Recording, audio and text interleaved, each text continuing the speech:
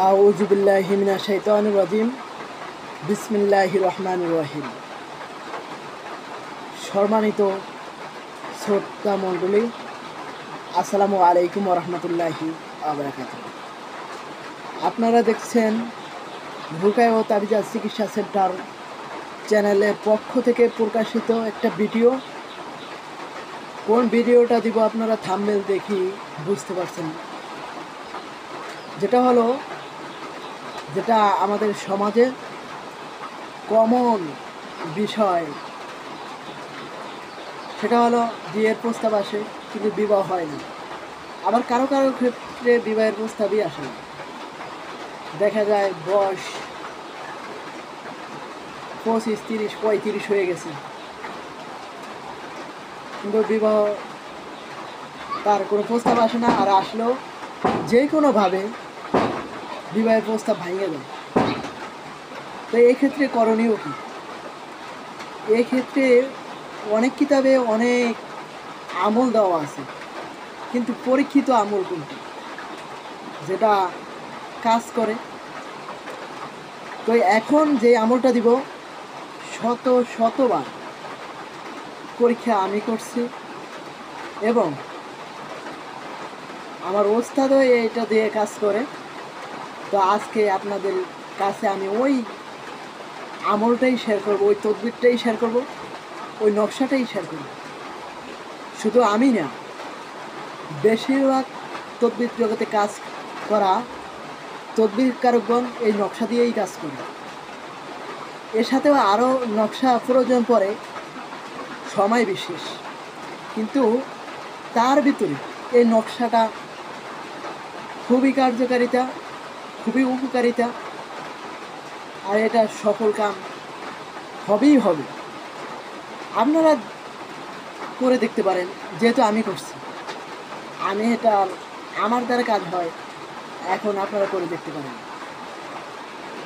স্ক্রিনে যে নকশাটা দেখতেছেন, এটাই হলো সেই নকশা।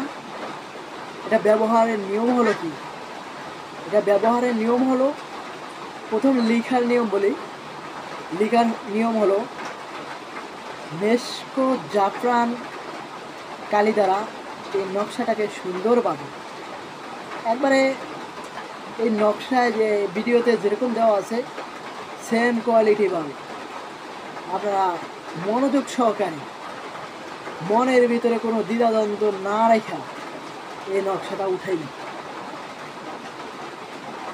এরপরে এই নকশাটা জাগ্রত করা লাগবে। যে নকশা লিখলেই কাজ হয় এমনটা না, এটা জাগ্রত করা লাগবে। জাগ্রত করার আমল আমি দিছিলাম, আমলগুলো দিছিলাম, সেখান থেকে আপনারা দেখে নেবেন। জাগ্রত করার পরে কোনো হাড়ের চিরুনি যদি পাওয়া যায়, তাহলে ওই হাড়ের চিরুনিতে খোদাই করে এই নকশাটা ওর উপরে লিখবে, বা মেশক, জাফরান, কস্তুরি দ্বারা কাগজে লিখবে। কাগজে লিখলে এটা ব্যবহার বিধির নিয়ম এক, আর খোদাই করে লিখলে ব্যবহার বিধির নিয়ম আর এক। তো যদি খোদাই করে লেখা হয়, তাহলে এটা দিয়ে মাথা আশ্রয় হবে। হ্যাঁ, যে সময় প্রয়োজন পড়ে তখন আশ্রয় দিনের বেলা, কিন্তু বিশেষ করে রাত্রের ঘুমানোর আগে মাথা আশ্রয়তেই হবে এই নকশা দিয়ে, এই চিরুনি দিয়ে। আর যদি আমি কাগজে লিখি, খোদাই করা কোনোভাবেই সম্ভব না চিরুনিতে, তাহলে কি হবে?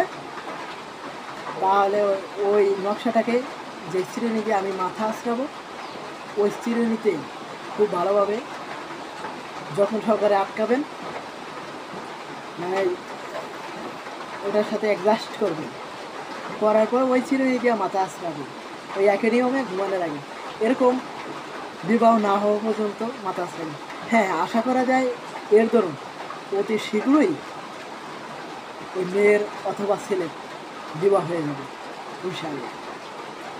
তো এই আমলটা খুবই ভক্তি সহকারে করবেন, কারণ এই আমলের উপকারিতা হাজার হাজার তদবির পাইছে, এমনকি আমার নিজের পরীক্ষিত একটা আমল। আমার চ্যানেল, আরেকটি কথা হলো যে আমার চ্যানেল থেকে যে কটা ভিডিও দেই, সবই আমার পরীক্ষিত আমলগুলো দেয় এবং যে সমস্ত আমলে কাজ হবে এরকম আমলগুলো দেয়।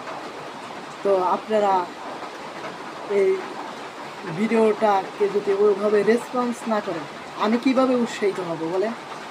দেখা যায় অনেকে ভিডিও দেখে, মোটামুটি ভিউ যা আছে, কিন্তু ওই তুলনায় সাবস্ক্রাইবার নাই। কেন? আমি তো কষ্ট করে আপনাদের জন্য ভিডিও দিই বা আমি নিঃস্বার্থভাবে ভিডিও দিই, সেক্ষেত্রে আমাকে হাদিয়া স্বরূপ আবার সাবস্ক্রাইব করে দিতে পারেন না? হ্যাঁ, যারাই সাবস্ক্রাইব করবে তাদের জন্য এই আমলের অনুমতি দেওয়া হয়। আর আমাকে উৎসাহিত করার জন্য হলেও আমার চ্যানেলটাকে সাবস্ক্রাইব করুন, আপনি উপকৃত হন এবং অন্য অন্য যেই মানুষ আছে তাদেরকে উপকৃত হন। তো এই আমলের ক্ষেত্রে করণীয় কি?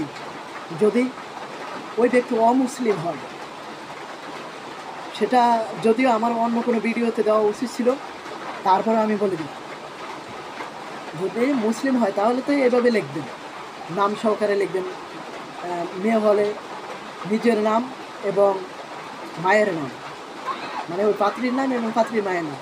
পাত্র হলে পাত্রর নাম, পাত্রর বাবার নাম। আর যদি অমুসলিম হয় সেক্ষেত্রে এই নামগুলোও দিবেন, দেওয়ার পরে অন্য পাশে লিখে দেবেন, নকশার উল্টা পাশে লিখে দেবেন আল ইসলামে হাক্কুন অল কুফরে বাতিল, তাহলে নকশায় কাজ করবে, অন্যথায় নকশায় কাজ করবে না। যাই হোক, আমার চ্যানেলটাকে সাবস্ক্রাইব করুন এবং আমাকে উৎসাহিত করুন এবং আমার চ্যানেলের সাথেই থাকুন। দেখা হবে অন্য কোনো ভিডিওতে। আপনাদের সকলের জন্য শুভকামনা এবং আন্তরিক মোবারকবাদ। আসসালামু আলাইকুম ওয়া রাহমাতুল্লাহি ওয়া বারাকাতুহু।